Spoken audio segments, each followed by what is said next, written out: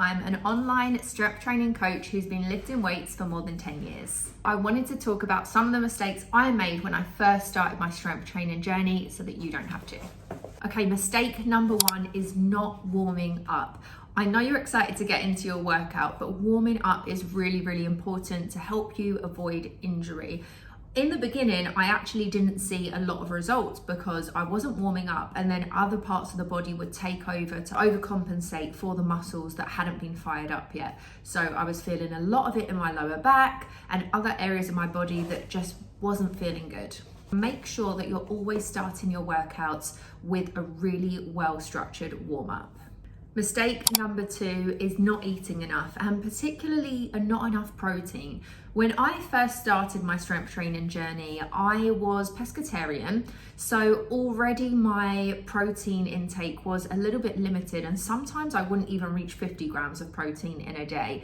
And my results in the beginning were very, very slow. I even went through a period of being vegan, and yes, you can find ways to get enough protein in on a pescatarian, a vegan or a vegetarian diet, but for me it was really hard. And for a long time I wasn't seeing the muscle growth that I truly wanted. So fast forward to now, I do eat meat now, but I think it's more so about the fact that I plan out my meals, I meal prep, I make sure that I prioritize protein with every single meal so that I know that I'm hitting my daily intake every single day. Not only is this going to help you to build and repair your muscles, this is also going to help fuel your workouts and make sure you have enough energy to even complete the workouts in the first place. Mistake number three is not having a structured workout plan, and I did the same thing too. I would hop onto Instagram and I would find any workout video that popped up and I would go and do that at the gym, not knowing whether that was actually suitable for my body, for my goals, or for the level that I was at the time.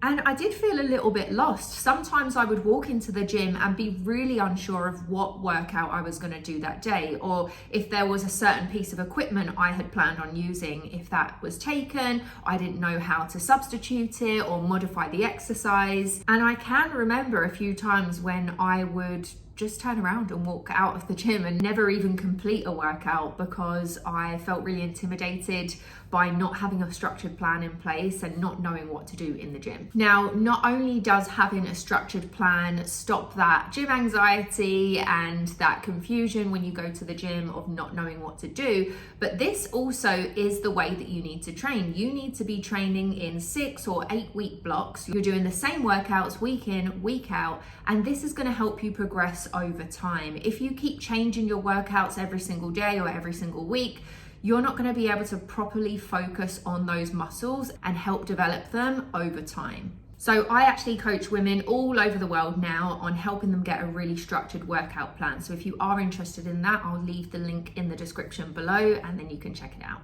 Mistake number 4 is not tracking your workouts. So once you have a structured workout plan in place, every single time you train, you should be logging which weights you used, how many sets you completed, maybe you couldn't complete the last one. You want to be able to track all of this, and you're going to use this data to help you progress over time. Because if you don't know or don't remember what it is you've been doing over the last few weeks, how can you improve on that? And that will lead me into mistake number 5, and that is not progressively overloading. So what is progressive overload? This is when you improve on your lifts week on week and over time. So if you start on an 8-week fitness plan and on week 1 your squats are at 30 kilos, you want to be able to improve on that so that by the time you get to week 8, you've had at least some progress. So this might look like increasing the weight slightly every week, or if you get to a point where you can't increase the weight anymore, maybe you add a couple more reps in, or maybe another set. This is progressive overload, and this is what is going to build your muscle. If you are using the same weight every single week out of your 8-week plan, you might not get the fast results that you want. So you really need to be challenging yourself in a safe way. And this is why it's really important on mistake number 4 that you need to be tracking your workouts, because if you don't know what weight you used last week, then how are you going to be able to progress on the next week? So for anyone who is starting out on their strength training journey, I hope this helped. I know it can feel a little bit lonely in the beginning and a little bit confusing, and especially that gym intimidation can be quite real.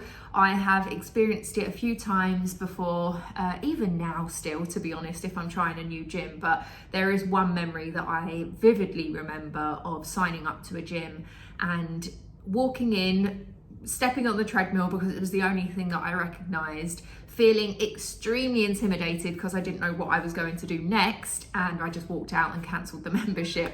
So I get it, I understand it can be scary. So I hope these tips have helped. If there's anything else you want to know, just drop it in the comments below. Make sure you give this a like and subscribe, and I will be sharing some more useful content over the coming weeks.